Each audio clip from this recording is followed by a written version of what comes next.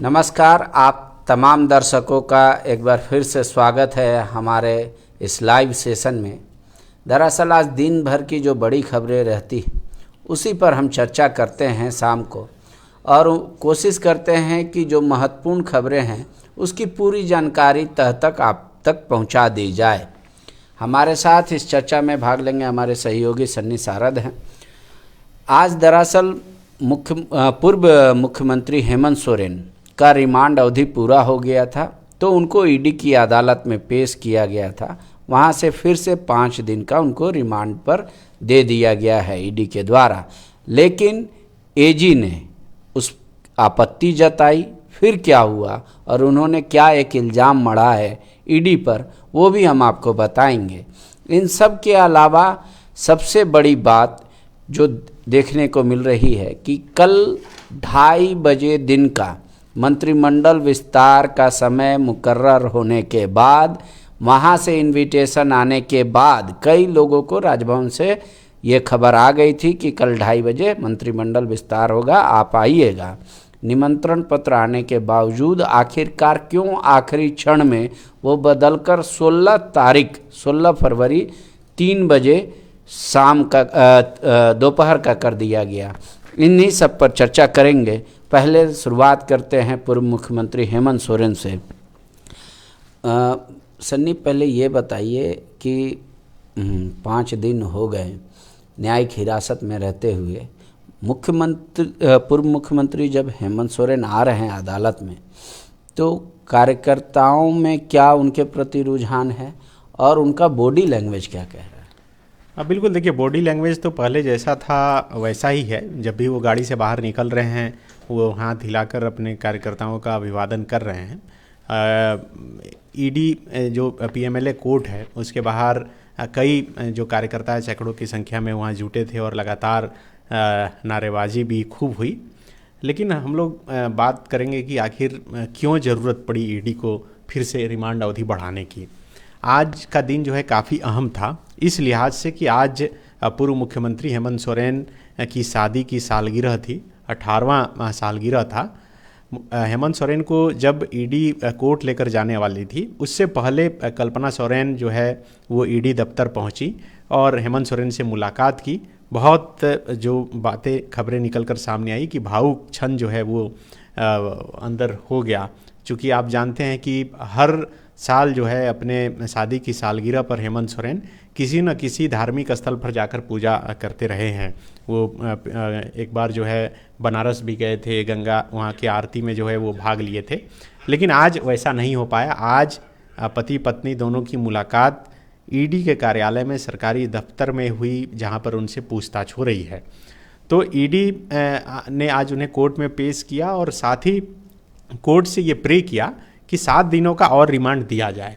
लेकिन कोर्ट से 5 दिन का रिमांड जो है उन्हें दिया गया। इस दौरान जो जिरह चला, जो बहस चला, उसमें कई बातें निकलकर सामने आई।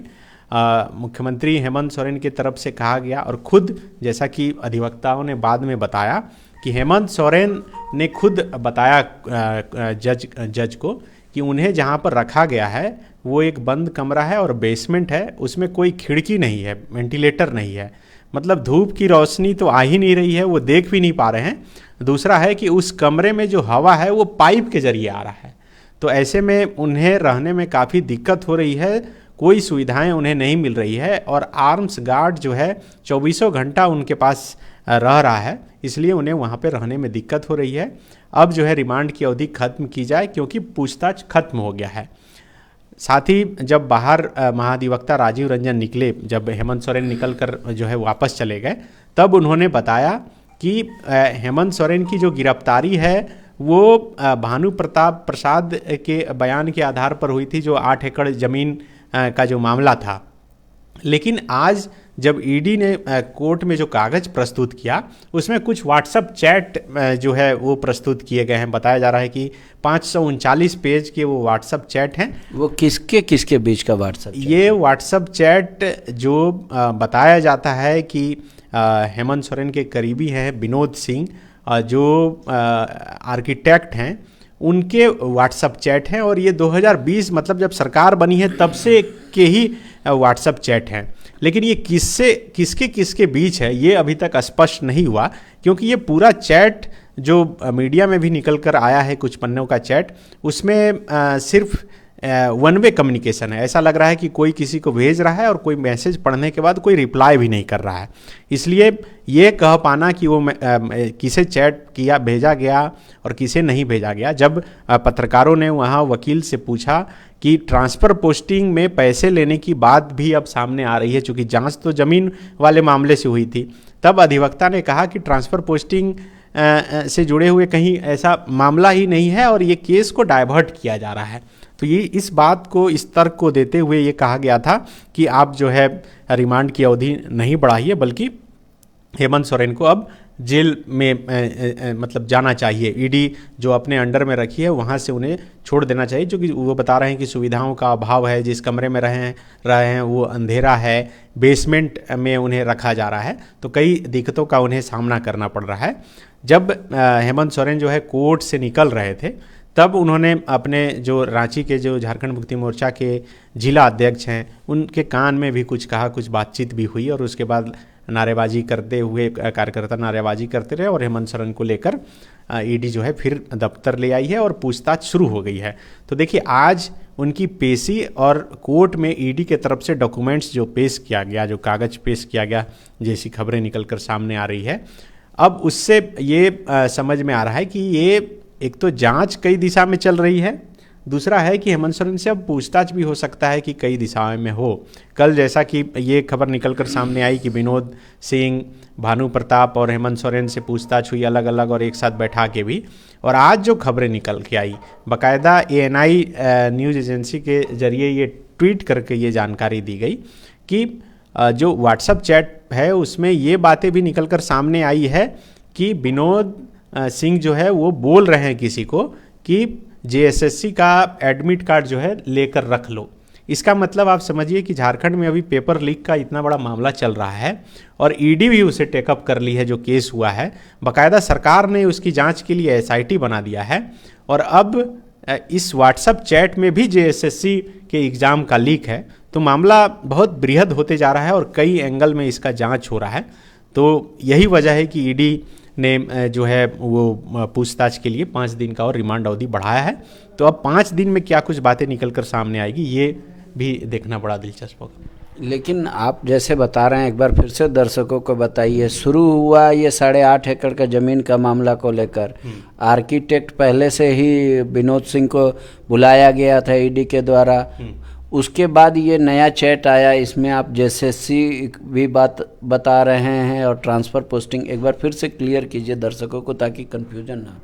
नहीं, जैसा कि जो महाअधिवक्ता हैं राजीव रंजन, उन्होंने जो बयान दिया है ऑफिशियल बयान में, उन्हीं को कोट करते हुए ये बता रहा हूँ कि उन्होंने कहा कि ये 8 एकड़ की जो ज़मीन थी उस ज़मीन से जांच शुरू हुई, क्योंकि उस मामले में कुछ मिला नहीं हेमंत सोरेन के खिलाफ, और यही वजह है कि अब इधर उधर जिधर जांच को जो है डाइवर्ट किया जा रहा है और किसी तरह कोशिश की जा रही है कि रिमांड अवधि बढ़ाई जाए या फिर इस मामले में उनका नाम जो है वो शामिल किया जाए, और यही वजह है कि ये सब मामले सामने आ रहे हैं। तो आप जैसा कि बोल रहे हैं कि सिलसिलेवार आप समझाइए दर्शकों को, तो आपको याद होगा कि जिस दिन मुख्यमंत्री थे जब हेमंत सोरेन, उनके जो प्रेस सलाहकार थे अभिषेक प्रसाद पिंटू, उनके यहाँ जो छापेमारी हुई थी, उसी दिन विनोद सिंह के यहाँ भी छापेमारी हुई थी। उस छापेमारी के बाद ये बात शाम तक निकलकर सामने आई कि कुछ कैश बरामद हुए हैं, कुछ डॉक्यूमेंट्स और कुछ इलेक्ट्रॉनिक गैजेट्स ईडी ने बरामद किया है। तो हो सकता है कि उसी छापेमारी में ये सब मिला। उसके बाद से लगातार ईडी को अध्ययन करने का वक्त समय लगा और उस अध्ययन के बाद अब ये बातें निकलकर सामने आई। चूँकि जो चैट अभी सोशल मीडिया पर वायरल है कुछ, और जो मीडिया में लगातार चल भी रहा है, उसमें इस बात का जिक्र है कि एक IAS अधिकारी को जो है DC बनाना है और उसके लिए बाकायदा हर महीने 2 करोड़ रुपए वो देंगे। और उस चैट में जिस डेट का जिक्र है और उस डेट से कुछ ही दिन बाद उस DC का जो है उसी ज़िले में नियुक्ति, मतलब उनका ट्रांसफ़र भी हो जा रहा है। तो इसका मतलब है कि दोनों में समानता है, ऐसा नहीं है कि चैट कोई हवा में है। लेकिन सबसे बड़ा सवाल है कि ये चैट किससे हो रहा है, ये अब तक साफ नहीं है। ऐसा भी हो सकता है कि कोई, चूंकि व्हाट्सअप है, आपका नंबर सार्वजनिक है, हमारा नंबर सार्वजनिक है, कोई किसी को भी कुछ भी एक तरफ से लिख कर भेज रहा है, सामने वाला उसे ग्रहण कर रहा है या नहीं, रिप्लाई कर रहा है कि नहीं, ये मायने दे रहा है और ये मायने रख रहा है। और ये बहुत बड़ा सवाल है। ये सवाल अभी तक है कि आखिर ये चैट किससे है। अब हो सकता है कि ईडी की तरफ से, चूंकि ऑफिशियली तो कोर्ट को ही बताया गया है और कोर्ट में ही ये कागज़ प्रोड्यूस किया गया है, तो मुझे लगता है कि आने वाले दिनों में अभी बहुत सी बातें, नई बातें जो है और निकल कर सामने आएगी। इधर आज जैसा माना जा रहा था और कहा भी जा रहा था स्वयं मुख्यमंत्री चंपई सोरेन के द्वारा कि जल्द ही मंत्रिमंडल का विस्तार हो जाएगा, ये वक्त भी आज का मुकर्रर हो गया, समय भी मुकर्रर हो गया। उसके बाद अचानक से क्या हो गया, जैसे कि फिर 16 फरवरी ये मामला चला गया। देखिए, ये लगभग तय हो गया था कि कल दिन के 2:30 बजे जो मंत्री हैं वो शपथ लेंगे, क्योंकि परसों से मुख्यमंत्री चंपई सोरेन का कार्यक्रम अगले 16-17 तारीख तक जो है वो बिजी शेड्यूल है, तय था। चूँकि अबुआ आवास योजना का जो कार्यक्रम शुरू किए थे हेमंत सोरेन तोरपा से, खूंटी जिला के, और उसके बाद अब ये तय हुआ था कि इस महीने जो है कई कार्यक्रम किए जाएंगे। चूँकि फरवरी के बाद जो है लोकसभा चुनाव की अधिसूचना हो जाएगी, उसके बाद बहुत दिक्कत हो सकता है। तो यही वजह है कि इधर लगातार ये कार्यक्रम तय किए गए थे। इसलिए सुबह सुबह ये खबर निकल कर सामने आई कि कल, आज फाइनल हो जाएगा और कल जो है सभी मंत्री शपथ ले लेंगे। लेकिन शाम को अचानक ये खबर निकलकर सामने आई और बाकायदा अब से थोड़ी देर पहले सरकार के तरफ से भी ये सूचना जारी कर दी गई है आम लोगों के लिए कि कल जो शपथ ग्रहण होना था मंत्रियों का, उसे फिलहाल स्थगित कर दिया गया है। अब जो मंत्री आलमगीर आलम है, बाकायदा उनके तरफ से ये ऑफिशियल बयान भी आ गया कि 16 तारीख को ही अब शपथ ग्रहण होगा और 16 तारीख को ही ये साफ हो पाएगा कि कौन मंत्री बन रहे हैं। क्योंकि जो चर्चा है उसके अनुसार ये डेट इसलिए बढ़ाया गया क्योंकि कांग्रेस कोटे में मंत्री बनने को लेकर कई लोगों में नाराजगी थी, गहमा-गहमी है, और ये नाराजगी यहाँ से लेकर दिल्ली तक भी जो विधायक हैं वो दर्ज करा चुके हैं। कई विधायक चाह रहे हैं कि उन्हें मौका मिलना चाहिए। कई विधायक ये भी बोल रहे हैं कि भाई जब सरकार 2019 में बनी थी उसी समय ये तय हो गया था कि 2.5 साल करके मंत्री बनाया जाएगा, कई लोगों को मौका दिया जाएगा। 4 साल बीत जाने के बाद भी ऐसा नहीं हुआ। अब संयोग से या फिर कहें कि मतलब दुखद रूप में ही भले ही ये मौका मिला है, लेकिन अब मौका मिला है तो मंत्रिमंडल में उन्हें मौका मिलना चाहिए।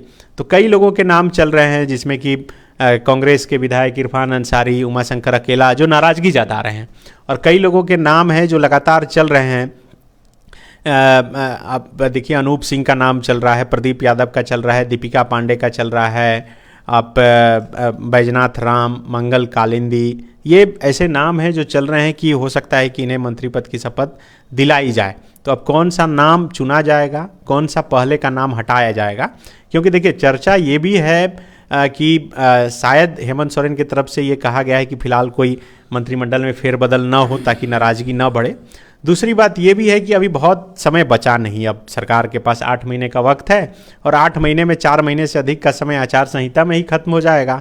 और 4 महीने का जो वक्त बचेगा उसमें तो अगर किसी को मंत्री बनाया जाए तो नए विभाग का मंत्री बनने के बाद तो सीखने में समय पार हो जाएगा। तो फिर चूँकि काम बहुत करना है, जिस हिसाब से वादा जनता से किया गया है उस हिसाब से काम भी करना है, रिजल्ट भी देना है, तो मंत्रिमंडल में हो सकता है कि फेरबदल भी नहीं हो। तो अब 16 तारीख तक का इंतज़ार करना होगा और देखना होगा कि कैसे इस मामले को सुलझाया जा सके। लेकिन आपसे ही मेरा सवाल होगा कि आप बताइए कि आप आलमगीर आलम जी जो मंत्री हैं उनसे आपने बातचीत भी की, उनके बातचीत से क्या लगा? क्या सचमुच में मंत्रिमंडल का जो पुराना चेहरा है वो बदलेगा नए मंत्रिमंडल में? हाँ, वो लगभग तय है। बातचीत से जैसा लग रहा है कि कांग्रेस कोटे से बदलना तय है, जेएमएम कोटे में भी बदलना तय है। लेकिन दरअसल राहुल गांधी उड़ीसा से होते हुए फिर पलामू आएंगे और पलामू से करते हुए वो फिर औरंगाबाद बिहार जाएंगे और बिहार से यूपी जाएंगे। तो वो 14 तारीख का जो कार्यक्रम है राहुल गांधी का, वहाँ पे कोई किचकिच ना हो, वहाँ पे कोई हंगामा ना हो। मान लीजिए जिसको मंत्री पद नहीं मिला वो क्या सीन क्रिएट कर देगा, तो इस वजह से इसको टाला गया। क्योंकि राहुल गांधी का दौरा तो जब हैदराबाद थे सारे विधायक तो भी हुआ झारखंड में, उसमें कोई दिक्कत नहीं थी। मान लीजिए कल अगर शपथ हो जाता तो भी कोई प्रॉब्लम नहीं होता। लेकिन वही है कि राहुल गांधी के सामने अब जाकर विधायक रोने लगते या चिल्लाने लगते तो एक अजीब सा माहौल उत्पन्न हो जाता। तो भारत जोड़ो को मौका मिल जाता। हाँ, तो भारत जोड़ो न्याय यात्रा में कोई ऐसा विघ्न ना पड़े जो मीडिया की सुर्खियां बन जाए और राहुल गांधी का यात्रा खबरों अखबारों से गायब हो जाए। लिहाजा इस वजह से रोका गया। तो क्या ये किचकिच जो है ये सरकार की मुश्किलें बढ़ा सकती है? सरकार की मुश्किलें नहीं बढ़ाएंगी। दरअसल मैंने आपको पहले बताया, कांग्रेस पार्टी में कुछ लोग इस बात को लेकर अड़े हुए हैं कि मंत्री बदलना चाहिए, क्योंकि वो जो पुराने मंत्री हैं वो एसेट नहीं है, वो लाइबिलिटीज है। तो चुनाव से पहले कार्यकर्ताओं का एक जुटान हो, कार्यकर्ताओं को लगे कि वो हमारी सरकार है, तब तो फायदा होगा, इसलिए बदलना चाहिए।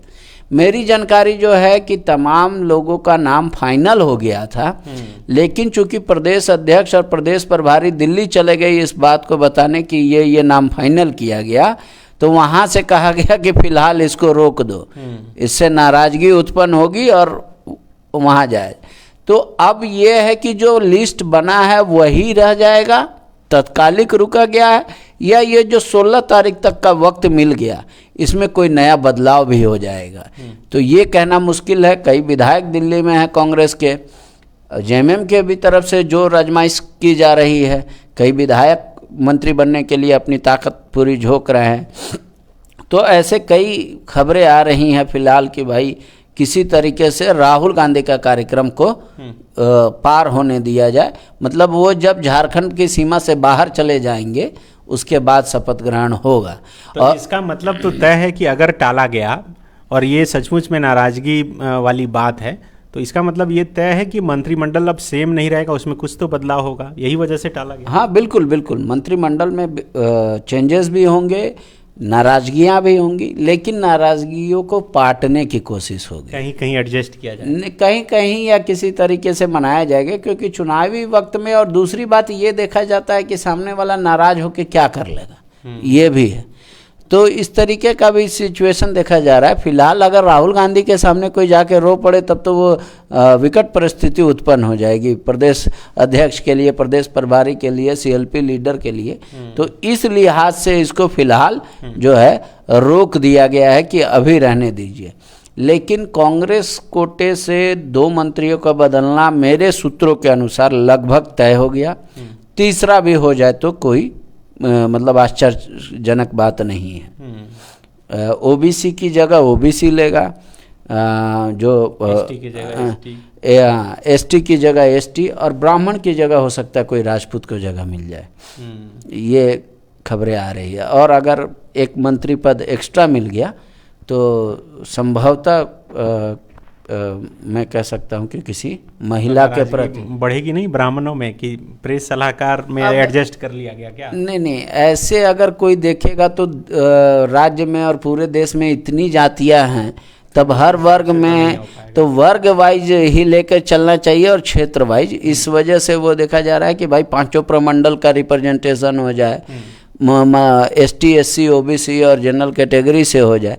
अब जाति लेके चलेंगे तब तो एक ही जाति में इतने जातियां हैं कि मतलब उसी से भर जाएगा पूरा। 12 मुख्यमंत्री मिला के 12 पद बनता है झारखंड में, तब तो एक ही का हो सकता है। तो इस वजह से थोड़ा दिक्कत है ये कहना। तो संभवतः यही चर्चा चल रही है फिलहाल। तो बिल्कुल फिलहाल यही चर्चा है, नाराज़गी है और उन्हें मनाने की भी कोशिश की जा रही है और कोशिश किया जा रहा है कि बीच का कोई रास्ता जो है वो निकाला जाए। तो ये आज की 2 प्रमुख खबर थी जिस पर हम लोगों ने चर्चा की। लेकिन इसके अलावा एक दुखद खबर जो है वो चतरा से निकलकर सामने आई। खबर ये है कि चतरा में पुलिस और उग्रवादी संगठन में वहाँ पर मुठभेड़ हुआ है, जिसमें कि 2 जवान शहीद हो गए हैं और 3 घायल हो गए हैं। घायल झारखंड पुलिस के जो जवान हैं उनको, घायल जवानों को जो है रांची लाया गया है। ऑर्किड अस्पताल में फिलहाल उनका इलाज चल रहा है। नेता प्रतिपक्ष अमर बावरी भी उनसे मुलाकात करने के लिए गए थे, उन्होंने हालचाल लिया है। पांडे जी से जानते हैं, पांडे जी कैसे ये घटना घटी और अमर बावरी गए थे मुलाकात करने के लिए, क्या कुछ बात हो पाई? देखिए, अमर बावरी चूँकि जैसे उनको इन्फॉर्मेशन मिला तो नेता प्रतिपक्ष होने के नाते वो चले गए उनसे मिलने, और उन्होंने वहाँ के जो ऑर्किड अस्पताल के प्रबंधन हैं, जो डॉक्टर हैं, उनसे कहा कि कोई अपनी तरफ से कोई कसर मत छोड़िएगा इलाज में, जो संभव इलाज हो, हर संभव इलाज इनका कीजिए, कहीं से कोई आपको दिक्कत नहीं आएगी, परेशानी नहीं आएगी, और सरकार के लेवल से आप निश्चिंत रहिएगा। मतलब बिल वगैरह को भी लेके या किसी भी तरह का, मतलब आप टेंशन मत लीजिए, आप बस इनको ठीक कीजिए, बाकी सारा प्रॉब्लम छोड़ दिया जाएगा, मतलब देख लिया जाएगा। फिर उनके परिवार वाले को भी उन्होंने कहा कि सूचना दे दी गई है या नहीं, कोई प्रॉब्लम है, उनसे पूछने की कोशिश की गई। और फिर वहाँ के जो ज़िले के एसपी हैं उनसे भी उन्होंने बात किया और घटना की जानकारी ली, और उसके बाद वो आज अभी फ़िलहाल तो वो अपने विधानसभा क्षेत्र चले गए हैं, लेकिन उन्होंने कहा कि अगर कोई भी मदद होगा तो बताइएगा, जैसा होगा। तो हालांकि सरकार के भी तरफ से कंसर्न लिया गया, जो डीजीपी हैं उनके तरफ से, चीफ सेक्रेटरी उनके तरफ से ये कंसर्न लिया गया कि जो हमारे जवान शहीद हुए हैं उनके अलावा जो घायल हैं उनको बेहतर से बेहतर इलाज मिले, और जो इनके परिवार वाले हैं वो उनके साथ पूरा डिपार्टमेंट और सरकार खड़ा दिखे। तो उसी के नाते एक कह लेते, दो जवान जो शहीद हुए हैं उसमें से जानकारी निकल के सामने आ रही है कि एक भभुआ के हैं रहने वाले और एक पलामू के रहने वाले हैं, शकुनु राम जो है। इसकी फ़िलहाल जानकारी मुझ तक नहीं है, लेकिन बाकी जो घायल लोग को जो एयरलिफ्ट किया गया और उसके बाद अस्पताल लाया गया, तो ये एक तरह से कि ठीक है। और फिलहाल जो अस्पताल में उनका इलाज हो जाए अच्छे तरीके से, उसके बाद हालांकि पुलिस ने अपना वहाँ पूरा घेरेबंदी कर रखी है जहाँ पे ये घटना घटी, उसके बाद से पूरी तरीके से घेरेबंदी है, और माना जा रहा है कि मतलब नक्सली भले ही अंधेरे का फ़ायदा उठा के भाग निकले, लेकिन उस क्षेत्र को पूरी तरीके से सैनिटाइज करने की कोशिश हो रही है। तो बिल्कुल देखिए, जो जानकारी निकल कर सामने आ रही है उसके अनुसार इन जो जवान हैं वो कई गाड़ियों पर सवार होकर, और इनके साथ साथ वन विभाग की भी टीम थी, ये अफीम की खेती को नष्ट करने के लिए गए थे। आप सब जानते हैं कि खूंटी, सिमडेगा, गुमला, चतरा का ये जो इलाका है, हाल के दिनों में अफीम की बहुत खेती होती रही है, और पुलिस लगातार उस खेती को जो है नष्ट भी करती रही है। तो वही नष्ट करने के लिए पुलिस गई थी, तभी अचानक जो है उनकी टीम पर हमला हो गया और ये घटना घटी है। उसके बाद से पुलिस के तमाम वरीय पदाधिकारी जो है वहाँ पर कैंप कर रहे हैं, और झारखंड पुलिस मुख्यालय से भी लगातार संपर्क में है, और एक स्पेशल अभियान भी फिलहाल कहा जा सकता है कि उस इलाके में चलाया जा रहा है, ताकि इस पर नकेल कसा जा सके, इन उग्रवादियों पर जो है नकेल कसा जा सके। इसी बीच इसी मामले को लेकर मुख्यमंत्री चंपई सोरेन का भी एक बयान आया है। चंपई सोरेन ने चतरा जिले के जोरी और बेरिया थाना के सीमा क्षेत्र में नक्सली मुठभेड़ में 2 जवानों के शहीद होने पर गहरा दुख व्यक्त किया है। उन्होंने कहा है कि जिस तरीके से नक्सलियों ने इस घटना को अंजाम दिया है वह काफ़ी दुर्भाग्यपूर्ण है। इस मुठभेड़ में शहीद दोनों जवानों के परिवार के साथ सरकार खड़ी है और उन्हें हर संभव सहायता दी जाएगी। मुख्यमंत्री ने कहा कि इन जवानों की शहादत बेकार नहीं जाएगी। नक्सली गतिविधियों को नियंत्रित करने के लिए सरकार सभी जरूरी कदम उठा रही है। नक्सलियों के खिलाफ पुलिस का ऑपरेशन लगातार जारी रहेगा। किसी भी हाल में सुरक्षा बलों के मनोबल को गिरने नहीं दिया जाएगा। मुख्यमंत्री ने गृह विभाग और पुलिस महानिदेशक को नक्सलियों के खिलाफ कार्रवाई करने और इस मुठभेड़ में घायल जवान के समुचित और बेहतर इलाज सुनिश्चित कराने का निर्देश भी दिया है। तो ये 3 प्रमुख खबरें आज की थी, और इसी खबर को लेकर सोशल मीडिया पर भी लगातार चर्चा है। बीजेपी के जो प्रदेश अध्यक्ष हैं बाबूलाल मरांडी, वो आज इस तरह से कोर्ट में ईडी ने चैट सबमिट किया है, उसको लेकर सोशल मीडिया पर वो लगातार ट्वीट कर रहे हैं और सवाल खड़ा कर रहे हैं, और वो बता रहे हैं कि हम पहले अंदेशा जताए थे कि JSSC CGL वाले जो परीक्षा है उसमें कुछ बड़े लोग शामिल हो सकते हैं, लेकिन जिस तरह से जो चैट कोर्ट में सबमिट किया गया है और उसमें इस बात का जिक्र है कि JSSC के एडमिट कार्ड कई कैंडिडेट के रख लेने की बात का जिक्र है, तो इससे अंदेशा लगाया जा सकता है कि ऊपर के लोगों की संलिप्तता इस मामले में है। तो अब पेपर लीक मामले की जांच की भी गंभीरता आज के बाद से बढ़ गई है। तो तमाम बड़ी खबरों पर हम लोगों की नज़र बनी हुई है। आप भी फॉलोअप के साथ लगातार जुड़े रहिए, हम आपको पल पल की खबर देते रहेंगे। शुक्रिया।